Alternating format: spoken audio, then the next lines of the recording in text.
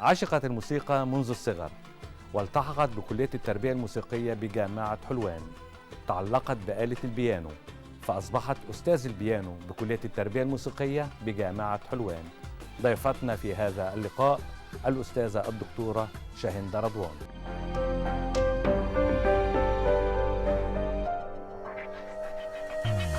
بحكي لكم عن وحدة التحدي بيحكي عنها، خطوات نجاحها شهدة وبتحلف لها.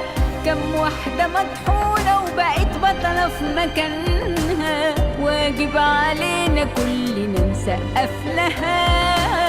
انت الأولى، انت قوية ومسؤولة، حتى ملامحك تشهد على انك ما نجحتش بسهولة.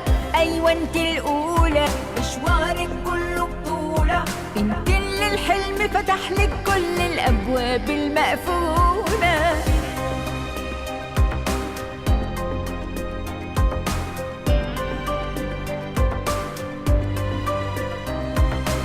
هي اللي شايفة المستحيل سهل في خيالها، عشان مقامنا ما كانش بيتهيأ لها. مش عايزة شهرة وكان يا دوب آخر أملها، بعد التعب يبقى النجاح لايق لها. انت الأولى، انت قوية ومسؤولة، حتى ملامحك تشهد على انك ما نجحتش بسهولة. ايوه انت الأولى، مشوارك كله بطولة، انت اللي الحلم فتح لك كل الأبواب المقفولة. كل التحية والتقدير لحضراتكم أعزائي المشاهدين، واللقاء يتجدد على الفضائية المصرية وولاد البلد. ضيفتنا في هذا اللقاء أعزائي المشاهدين هي أستاذ دكتور في كلية التربية الموسيقية بجامعة حلوان، تخصص بيانو، الأستاذة الدكتورة شاهندة رضوان. أهلا بك دكتورة شاهندة، وسعداء بوجودك معنا في ولاد البلد على الفضائية المصرية. أهلا بك. تخصص جميل جدا، ودايما لما نتكلم على الموسيقى دايما كلنا بنقول إن الموسيقى هي غذاء للروح. بالظبط. وحضرتك بتتخصصي كمان في البيانو، وهو آلة من الآلات الهامة جدا، الآلات الموسيقية الهامة جدا. نبتدي من البداية، نتكلم على نشأة الدكتورة شاهندة. كيف كانت، وهل كان في مؤثرات في النشأة هي اللي خلتك تتوجهي لدراسة الموسيقى وحب الموسيقى؟ في الحقيقة طبعا أكيد، يعني من وأنا صغيرة جدا وأنا بحب الموسيقى جدا، ولقيت نفسي بحبها. يعني ما فيش حد في البيت عندنا كان موسيقي أو كده، إنما أنا حبيت الموسيقى. وحقيقة يعني والدي ووالدتي شجعوني جدا لما لقيوا إن أنا بحب الموسيقى، وابتدوا يجيبوا لي آلات موسيقية أعزف عليها. يجيبوا لي البيانو كان عندي من زمان. وبعدين لما خلصت بقى دراسة الثانوية ودخلت يعني الجامعة، بدأ حب الموسيقى واندماجك لها من الصغر، يعني من ابتدائي واعدادي. يعني كانت غرفة الموسيقى في المدرسة هي دي بيتي، دي مكاني اللي أنا دايما متواجدة فيه. أساتذة الموسيقى في المدرسة هل لاحظوا هم أساتذة أصدقائي. الموسيقى لاحظوا ان حضرتك دايما يقولوا اللي بيحب الموسيقى بتبقى ودن موسيقية، هل لاحظوا حبك وشغفك بالموسيقى؟ طبعا سواء في المدرسة أو في البيت. تمام. الناحيتين، وكانوا الاثنين دايما على تواصل علشان ان انا يعني اوصل لان انا اعزف كويس واحقق الموهبة بتاعتي واكمل فيها.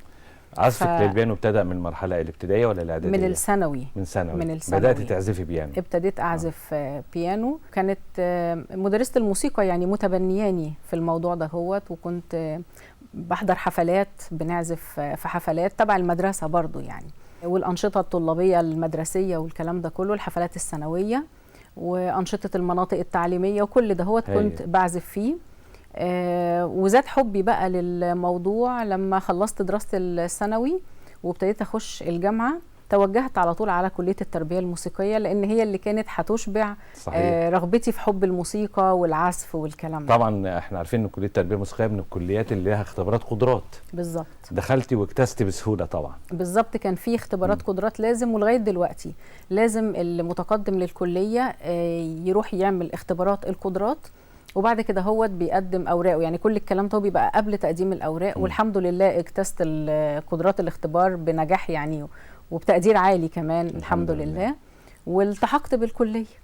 علاقتك بالبيانو، يعني في آلات موسيقية كتيرة جدا، ليه حضرتك تعلقتي بآلة البيانو؟ احنا عندنا في الكلية آلة البيانو دي آلة أساسية لازم كل كلية تدرسها.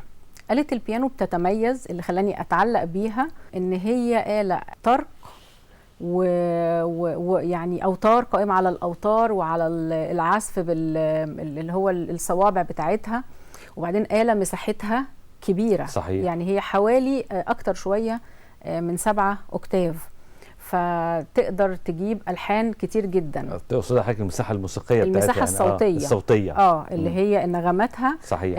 من أوطى نغمة لحد نغمة، مساحة كبيرة جدا. أعتقد إن هي، مش أعتقد، هي أكيد شاملة. مش موجودة في أي آلة موسيقية تانية. بالإضافة لأن في مؤلفات كتير كنت بسمعها وأنا صغيرة، وأغاني كانت بتشتمل على آلة البيانو. وأنا بسمع الأغنية تسمع صوت البيانو تحس إن دي آلة مميزة تستحق الدراسة فعلا. إيه أكتر الأغاني يا دكتور اللي هي فيها آلة البيانو ظاهرة من الأغاني اللي إحنا دارجة كده وبنسمعها؟ أغنية فريد الأطرش ما تحرمش العمر منك، فيها آلة البيانو. قلبي ومفتاحه برضو الفريد الأطرش فيها، لا كتير. وعبد الوهاب، محمد عبد الوهاب استخدم آلة البيانو كتير جدا في مؤلفاته. عبد الحليم حافظ، أهواك برضو استخدم آلة البيانو، كان هو بيعزف على آلة البيانو في بداية. صحيح. في كمان أغنية نجاة لا تكذبي، دي الفنانة نجاة. بتقولي درر يعني أغاني بتمثل درر في الحياة الموسيقية لكل المصريين. آلة البيانو بتستحوذ على اهتمام المؤلفين من زمان جدا، من أيام العصر الكلاسيكي واحنا طالعين بقى يعني. واعتقد دكتور شاهندة ان آلة البيانو بتناسب أغلب ألوان الأغاني، يعني ممكن تبقى قاسم مشترك في أغلب نوعيات الأغاني. بالظبط كده، لأن ممكن تعزف على آلة البيانو. يعني احنا عندنا المقامات الشرقية فيها النص تون والربع تون. على آلة البيانو نقدر نشتغل ونعزف أغاني أو مؤلفات موسيقية بتشتمل على النص تون، إنما آلة البيانو ما فيهوش الربع تون. بس في مقامات شرقية كتير ما فيهاش ربع تون، يعني نقدر نأدي على آلة البيانو ألحان شرقية وتطلع جميلة جدا بالنص تون. إذا آلة البيانو تناسب نوعيات كثيرة جدا من الأغاني. بالظبط. طيب احنا لسه كلام عندنا كتير هنقوله مع حضرتك، ولكن هنطلع لتقرير أعزائي المشاهدين لولاد بلدنا الطيبين، نسألهم إيه نوعية الأغاني اللي أنت بتفضلها، ونرجع نكمل تاني مع ضيفتنا العزيزة الدكتورة شاهندة رضوان.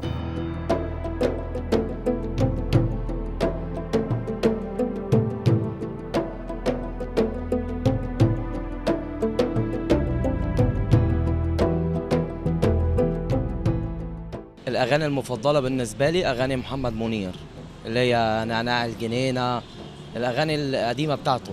الأغاني المفضلة بالنسبة لي هو بتبقى على حسب مودي، يعني لو أنا طالبة معايا مثلا عايزة طاقة وحركة بسمع موسيقى تديني الطاقة، لو أنا عايزة استرخي وأنام ممكن أسمع موسيقى تأهلني للاسترخاء. الأغنية المفضلة يعني بالنسبة لي عبد الحليم مثلا، أهواك، جبار. الأغاني المفضلة بالنسبة لي أم كلثوم، سيرة الحب. اولا يعني اغاني زمان اكيد طبعا، ام كلثوم، عبد الحليم، الناس دي. في العصر الجديد مفيش غير عمرو دياب. الاغاني المفضله بالنسبه لي بصراحه كلها الاغاني الوطنيه. بحبك بحبك بحبك بحبك بحبك بحبك بحبك يا مصر. بحبك بحبك بحبك بحبك بحبك بحبك يا مصر. مسايا وصباحي بسبح بحبك، حبك شفايا وجراحي يا مصر. مسايا وصباحي بسبح بحبك، حبك شفايا وجراحي يا مصر. بحبك بحبك بحبك يا مصر. بحبك بحبك بحبك يا مصر. اهلا بحضراتكم مره ثانيه اعزائي المشاهدين، ونواصل حديثنا مع الدكتوره شاهندة رضوان، الاستاذ بكليه التربيه الموسيقيه بجامعه حلوان. برحب بيكي مره ثانيه يا دكتوره شاهندة، وبكمل معاكي وبنتكلم على اهم المحطات في حياتك. خلاص دخلنا كليه التربيه الموسيقيه وده كان حلم حياتك، دي محطه هامه في حياتك. عشان ندخل بقى وندخل سلك التدريس الاكاديمي، نبقى معيد، مدرس مساعد، مدرس، وهكذا، لازم نتفوق. فنتكلم على مرحله التفوق. دخلت الكلية وأنا ما كانش يعني ما كنتش بفكر في تفوق أو إن أنا هيتم اختياري كمعيدة في الكلية أو إن أنا أطلع من الأوائل. أنا ما كنتش بفكر في الكلام ده كله. أنا كل اللي كنت بفكر فيه إن أنا أدرس الموسيقى، أدرس الحاجة اللي أنا بعشقها وبحبها. وبالمناسبة أحب أقول لأي حد ادرس الحاجة اللي بتحبها. صحيح. بمجرد إنك هتدرس اللي بتحبه أنت هتتفوق فيه من غير ما تبذل اي مجهود حقيقي. فلما دخلت التحقت بالكليه وابتديت الدراسه فيها، كان لما كنت بروح الكليه ما كنتش ببقى رايحه علشان احضر محاضره او مواعيد، لا انا رايحه علشان استمتع بدراستي. وده مهم قوي طبعا. انا رايح ادرس في مكان انا بحب الدراسه وبحب المكان. بالظبط كده هو. فكان في علاقه يعني حب كبيره بيني وما بين الكليه والمكان واساتذتي. فحقيقي بيبقى الإنسان لما بيحب حاجة الدراسة بقى بتبقى جاية معاك لوحدها. فابتديت ان انا من حبي يعني للموضوع غصب عني ابتديت ان انا اتعمق اكتر في الدراسة. يعني اساتذتنا كانوا بيدرسوا لنا وانا ادخل المكتبة وابحث اكتر عن المعلومات. التخصص من سنة كام يا دكتور؟ تخصصت في البيانو من سنة كام بقى؟ لا البيانو مش آلة تخصص. هي البيانو آلة بيدرسها يعني كل اللي بيدخلوا الكلية لازم بيدرس آلة البيانو، ومع آلة البيانو بيختار آلة تانية يتخصص فيها. بيبقى في تخصص اساسي وتخصص آلة أساسية فرعي. اللي هي آلة أساسية كانت حضرتك اخترت البيانو. كنت بعزف البيانو زي بقية زمايلي كلهم، زي كل الدفعات ما بتعزفها. وكان التخصص الثاني آلة العود. هايل. عزفت عود. لا وآلة العود آلة يعني من أعلى الآلات الشرقية. جميلة آلة جدا. وترية رائعة. جميلة جدا. صحيح. واحنا عرفنا العود لما كان بنسمع الفنان بقى سيد درويش. صحيح. الفنان فريد الأطرش كان يعني أستاذ عود. بالظبط كده هو. فأنا حبيت آلة العود جدا من الاستماع للأغاني ومن العزف الفنانين دول. التخصص بيبقى في مرحلة الدراسات العليا؟ تمام. يعني بعد ما اتخرجت انا يعني كملت دراستي كلها السنين كلها الحمد لله. كان تقديري امتياز واتخرجت بتقدير امتياز مع مرتبة الشرف، وكان ترتيبي الثانية على دفعتي. هايل. وتم اختيار مجموعة للتعيين في الكلية، وتم تعييني في الكلية في قسم البيانو. وده كان طبعا كنت سعيدة جدا لان انا بحب آلة البيانو جدا، فكنت سعيدة جدا بالاختيار ده. لسه هنكمل معاك محطات حياتك، ولكن عاوز اسالك قبل ما نطلع بقى الفاصل دوا عن اهم الموسيقيين اللي يعني تحب تسمعي لهم، اهم المغنيين اللي تحب تسمعي لهم. انت استاذة بيانو فتقدري تقيمي اكتر الاصوات، بتحب تسمعي مين ومين من الملهمين بالنسبه لك في عالم الموسيقى؟ يعني قديم ولا جديد؟ لا ده مصر ولا بره؟ سؤال مفتوح لحضرتك. خلينا في مصر في الاول. لا من كل الاجيال بحب اسمع المغنيين والمطربين الموسيقيين. يعني احب جدا وردة، احب اسمع فنان محمد عبد الوهاب، نجاة. لا كلهم حقيقي دول قامات كبيرة واصواتهم كلها تقدرش تقول. محمد رشدي، جمال الالحان وجمال صوت محمد رشدي من الجيل الجديد هم الثمانينات مثلا. جيل الثمانينات اصواتهم جميله جدا. هاني شاكر مثلا، يعني ناس كتير جدا. والوقت الحالي كمان في فنانين جمال اصواتهم صحيح. جميله وحلوه. انت قلتي مجموعه كبيره، قلتي حضرتك قلتي نجاة وقلتي ورده وقلتي عبد الحليم. نطلع دلوقتي فاصل بقى من اختيارنا، وان شاء الله يعجب حضرتك ويعجب الساده المشاهدين، ونرجع تاني نكمل مع الدكتوره شاهندة.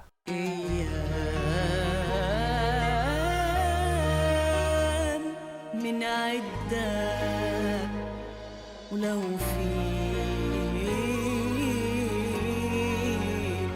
نرد أيام من عدة ولو فينا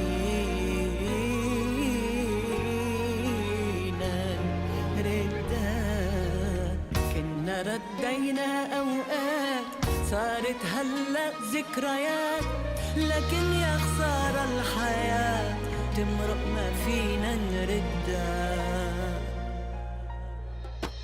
كنا رجعنا أحباب فارقناهم، كنا صالحنا أصحاب زعلناهم، كنا سامحنا يلي جرحنا، كنا اللي مرة جرحنا رحنا نقله سامحنا. كنا رجعنا أحباب فارقناهم، كنا صالحنا أصحاب زعلناهم، كنا سامحنا يلي جرحنا، وكنا اللي مرة جرحنا رحنا نقله سامحنا. أيام أيام أيام من عدة.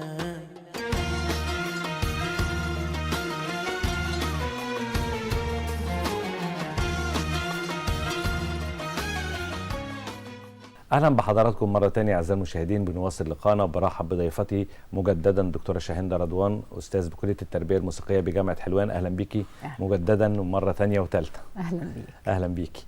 بكمل مع حضرتك بقى محطات حياتك المهمه جدا. خلاص تفوقنا وطلعنا من الاوائل وتعيننا معيدين في الكليه، بدات رحله البحث العلمي مع الشغف بالموسيقى بشكل عام والبيانو بشكل خاص، من معيده لمدرس مساعد لمدرس لاستاذ مساعد لاستاذ في كلية التربية الموسيقية، وهي أعلى درجة جامعية. نتكلم عنها. بعد ما تم تعييني كمعيدة ابتدينا على طول الدراسات العليا. صحيح. يعني ابتدينا على طول مذاكرة، ما كانش فيه فترة بريك، وحتى لو كان فيه فترة بريك يعني احنا بنخش على طول. يعني ما كنتش هقدر اسيب برضو آلة البيانو من غير ما انا اعزف واشتغل عليها. فعلى طول دخلنا على الماجستير. بيبقى فيه فترة دراسة الأول قبل الرسالة، بس كانت 2 فترة الدراسة دهيت، وبعد كده هو تحضير رسالة الماجستير. في الفترة دي يعني ابتديت بقى ان انا يعني تزوجت وجبت بنتي الكبيرة، مع في نفس الوقت اللي كنت بذاكر فيه وببتدي احضر للماجستير. وكانت يعني هي كانت فترة صعبة حقيقي، بس علشان يعني البني ادم حابب اللي هو صحيح. بيعمله، قدر ان هو الحمد لله أوفق ما بين شغلي كأستاذ جامعي كأستاذة في الكلية، وما بين دراستي اللي أنا كنت بدرسها مع شغلي كأستاذ، مع مذاكرتي اللي كنت بذاكرها. يعني أنا كنت الصبح بدرس صحيح. وبحضر محاضرات، معادلة صعبة، وفي البيت صحيح. بذاكر، بالإضافة لأني زوجة وأم لطفلة لسه صحيح. يعني خلصنا الماجستير ودخلنا على الدكتوراه، برضو تكرر نفس الوضع تكرر بقى مع كل يعني مع كل حدث جديد بالنسبه لي. ودي انا لاحظتها، كانت حاجه حسيت ان هي زي ما يكون ربنا بيكافئني كل مره بخلص مرحله. يعني الماجستير جت بنتي الكبيره، في الدكتوراه جه ابني، في ترقيه استاذ مساعد جه ابني الثالث، في ترقيه استاذ جه ابني الرابع.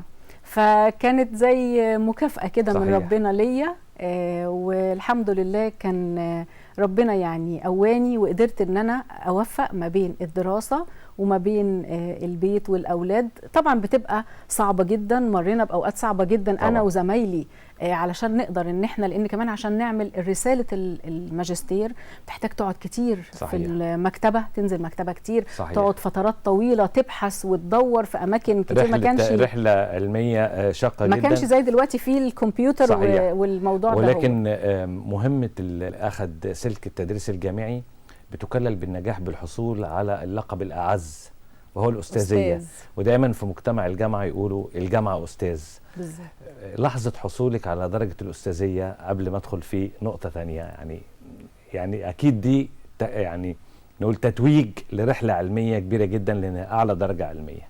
بالظبط كده. دي لحظة يعني من أهم اللحظات في حياتي ومن أسعد اللحظات، لأن المشوار طويل صحيح. طويل جدا وما بيخلصش. بس بمجرد أن أنا حصلت على درجة أستاذ، أخدت نفس صحيح. وابتديت نفس أنا طويل. بقى لا مش طويل قوي، لأني بعد كده ابتديت بقى أنا أبحث مع نفسي في الحاجة اللي كنت بعشقها من زمان في الموسيقى، بس مش قادرة أحققها لأن هي ما كانتش هتتوافق مع تخصصي، فكان هيبقى صعب عليا ان اللي انا هي العلاج بالموسيقى. العلاج بالموسيقى استهواني جدا موضوع العلاج بالموسيقى. وابتديت بعد ما خلصت درجة أستاذ وحصلت عليها ان انا ابحث مع نفسي عن موضوع العلاج بالموسيقى واهميته وممكن نستفيد منه ايه، ونفسي جدا يتطبق في مصر. هو طبعا اتطبق بره مصر وبينفذوه من زمان، انما جوه مصر لسه ما اخدش وضعه ولسه ناس كتير ما تعرفوش. ايه اهم سماته يا دكتور؟ لو ان قبل ما نطلع بس سؤالنا لولاد بلدنا طيبين في التقرير التالي، ايه اهم سمات العلاج بالموسيقى؟ تأثيره. العلاج بالموسيقى هو بيبقى علاج بجانب العلاج الطبي. ممكن العلاج يعني علاج مساعد، بيساعد كتير، بيساعد كتير جدا، واحيانا بيبقى اهم كمان. يعني العلاج الطبي لوحده ممكن المريض ما يشفاش، انما بمساعدة العلاج بالموسيقى الشفاء بيبقى اسرع، في سواء في الامراض النفسية او الامراض العضوية الجسمانية، بيساعد فيها كتير جدا. ده حتى يا دكتور كان في ابحاث يعني من سنوات طويلة حتى عن تأثير سماع الموسيقى، مش بالنسبة للإنسان. الإنسان عنده إحساس وبيبقى إحساسه مرهف وبيتأثر طبعا بنوعية الأغاني المختلفة، لكن في أبحاث من سنوات طويلة قرينا عنها أنه كان ليه تأثير على الحيوانات. بالظبط. يعني هم عملوا تجربة كمان والنبات. على الأبقار، وأثناء ما عزف موسيقى معينة فلقوا أن إضرار اللبن بيكون زيادة. بالظبط. فيعني تأثير الموسيقى لا يعني له أساس علمي، ومنذ سنوات طويلة يمكن كان اكتشفوه في البداية على الحيوانات، وأيضا يقال، أنا مش متأكد من المعلومة، على النبات. لا أنا متأكدة جدا من المعلومة دي، لأن في بحث اتعمل على النباتات علشان يشوفوا النباتات هل بتستوعب الموسيقى وبتطلع موسيقى، فجابوا مجموعة من مكبرات الصوت وحطوها مع يعني بجانب مجموعة. ده بحث علمي يا دكتور؟ بحث علمي مثبت مع مجموعة من النباتات، ووصلوا مكبرات الصوت دي يعني مايكات، وصلوها لمكبرات صوت ووصلوها بعد كده لأجهزة كمبيوتر. اللي اكتشفوه كانت حاجة مذهلة. اكتشفوا ان النباتات بيطلع موسيقى، ولما اخدوا الاصوات اللي النبات طلعها وحللوها على جهاز الكمبيوتر اكتشفوا ان الاصوات دي عبارة عن نغمات متداخلة تشبه مؤلفة نوع من انواع المؤلفات الموسيقية المعقدة جدا اسمها الفوجة. دي مؤلفة موسيقية معقدة هايل. جدا، فاكتشفوا ان النبات بيطلع موسيقى. إذن الموسيقى بالبحث العلمي وبالدليل العلمي لها تأثير على كل كائن حي، سواء نبات أو حيوان أو إنسان. لسه عندنا كلام هنقوله، ولكن بعد هذا التقرير أعزائي المشاهدين نخرج لنسأل ولاد بلدنا طيبين. كنا بنتكلم على العلاج بالموسيقى. هل سمعت عن العلاج بالموسيقى؟ وإيه رأيك فيه؟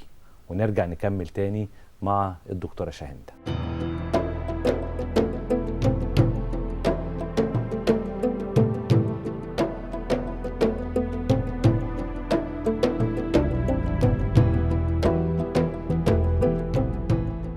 العلاج بالموسيقى ده شيء جميل جدا، لأنه بيهدي الأعصاب وبيخلي الإنسان يعني في وضع أفضل. وأنا عن نفسي لما بسمع موسيقى بحس بارتياح نفسي شديد، فأكيد مع العلم والتقدم العلاج بالموسيقى هيبقى له دور فعال في الأيام الجاية. والله العلاج بالموسيقى وخصوصا الموسيقى اللي هي بتبقى ليها طابع صوفي شوية، يعني بتخلي الروح شوية هادية، بتعالج مثلا التوتر، القلق.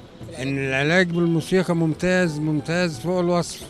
نرجع ونقول ان العلاج بالموسيقى حاجة جميلة، تعطي استرخاء، تعطي راحة. هو العلاج بالموسيقى عامة مع الوقت هيبقى ليه دور كبير في موضوع العلاج، بالذات العلاج النفسي.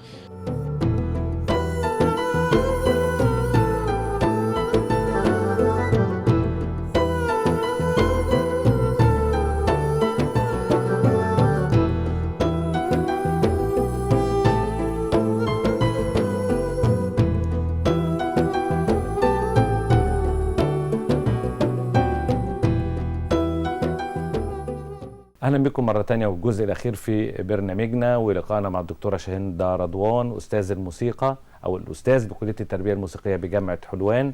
وبنكمل كلامنا يا دكتوره شاهندة عن العلاج بالموسيقى وتاثير العلاج بالموسيقى على حالات يعني المرض النفسي او الاكتئاب اللي هو اشهر امراض العصر. مرض الاكتئاب له عدة أسباب. إما مرض الاكتئاب بيجي عن طريق الجينات، بيبقى مرض وراثي، أو بيجي عن طريق حالة نفسية صعبة مر بيها الإنسان، حد توفى من القريبين منه أو حاجة زي كده يعني. فبيبتدي يتعرض الإنسان لحالة الاكتئاب اللي هي أعراضها إيه؟ إحساس بأنه هو يعني مش مبسوط، حالته المزاجية والنفسية مش كويسة. في بعض الحالات بتتطرق إن هي بتبقى عنده إحساس بأنه هو حالات انتحار، حاجات زي كده. طبعا أعراضها كتير جدا، مش هاخد أكتر في الأعراض، بس مرض الاكتئاب بيبقى عبارة عن مادة السيروتونين اللي بتبقى في مخ الإنسان بتقل جدا من المخ، وبكده الرسائل اللي في المخ ما بتتنقلش بسرعة. نعالجه ازاي؟ العلاج لمرض الاكتئاب بيبقى عن طريق بعض الأدوية اللي بتفرز مادة السيروتونين دي. إنما إحنا لو استخدمنا الموسيقى لمساعدة الدواء، العلاج الطبي أو الدوائي لمرض الاكتئاب، الموسيقى اتعمل بحث واتضح من البحث ده هو ان اللي استمعوا للموسيقى ابتدى يبقى افراز ماده السيروتونين اللي في المخ عندهم بتفرز بكميات كبيره جدا. وطبعا ماده السيروتونين هي اللي بتعالج مرض الاكتئاب. فبالاستماع للموسيقى ثبت علميا ان بتفرز هذه الماده وبيعالج الشخص المريض. انواع معينه من الموسيقى يا دكتور ولا الموسيقى بشكل عام؟ الموسيقى بشكل عام، وخصوصا حضور الحفلات الموسيقية. يعني حضرتك لو سمعت الموسيقى وانت قاعد في البيت دي حاجة كويسة جدا، انما لو رحت حفلة موسيقية تأثيرها أقوى جدا. ليه؟ لأن ترددات الصوت بتوصل لغاية عندك وانت قاعد، والترددات دي بتخترق الجلد وبتخترق الودن. ده بحث علمي برضه. ده بحث علمي طبعا. وفي علاج لبعض الأمراض الجلدية عن طريق الموسيقى. أنواع معينة من الموسيقى بيستخدموها لعلاج بعض الأمراض الجلدية. وأخيرا دكتورة شاهندة، كنا بندردش قبل الحلقة وقلتي لي في حاجة أو ما يسمى بقانون الطوارئ الموسيقي. إيه هو؟ وهل ده موجود في مصر ولا أنت استنبطتيه أو اكتشفتيه عن طريق بحثك العلمي؟ إيه هو قانون الطوارئ الموسيقي؟ لا، ده مش موجود. مفيش اكسبريشن اسمه بالزبط. قانون الطوارئ الموسيقي. إنما في قانون الطوارئ دي حالة بيتعرض ليها الإنسان لما بيتعرض لموقف خوف. لو حاجة خوفت إنسان بيتعرض لحاجة اسمها فايت فلايت مود. يعني أنا خفت من حاجة، فلازم إما إن أنا أهرب من الحاجة اللي أنا خايفها أو أدافع عن نفسي بيها. بتحصل مجموعة من التفاعلات الكيميائية جوه جسم الإنسان بتخلي اللي هو زي ما احنا بنقول كده الدم يهرب من جسم الإنسان وبيتجه لأجزاء اللي هو ما دام الإنسان هيدافع عن نفسه يبقى محتاج قوته البدنية والعضلية عشان يدافع عن نفسه. بس الدم بيهرب من المعدة ومن الجهاز المناعي، فبيسبب حالة بتفرز مادة الأدرينالين تقريبا. مادة الأدرينالين بتفرز بتسبب توسعة للشرايين بتاعة الجسم علشان تدي تدفق سريع جدا للدم وللأكسجين للجهاز العضلي عشان الإنسان يقدر يدافع عن نفسه. الموسيقى بقى لها علاقة بالموضوع؟ ما أنا هقول لحضرتك الاستماع بقى للموسيقى الحزينة كتير هي دي نفس تأثيرها هو تأثير حالة الطوارئ اللي بيحصل لجسم الإنسان لما بيتعرض للخوف. إذن لا يستحب التعرض أو الاستماع لأغاني حزينة لفترة طويلة. نسمع يعني، بس مش ما نبقاش مدمنين عليها. هي بتدي حالة من الشجن جميلة جدا، إنما كتر الاستماع للموسيقى الحزينة ممكن توصلنا لحالة الطوارئ دهيت وتوصلنا لحالة جسمانية ممكن نمرض بسبب الاستماع الكتير للموسيقى الحزينة. خلينا نسمع أغاني موسيقية ونسمع موسيقى مبهجة لأن الحياة مش مستحملة. ده كان لقائنا الجميل عن الموسيقى مع أستاذة الموسيقى أو أستاذة التربية الموسيقية بجامعة حلوان الأستاذة الدكتورة شاهندة رضوان. سعدت بوجودك معانا وشرفتينا ونورتينا وتمنياتي ليكي بالتوفيق. ميرسي، متشكر. أعزائي المشاهدين، ومع لقاء جديد ولاد البلد على الفضائية المصرية، لكم مني أرق التحيات وأطيب الأمنيات.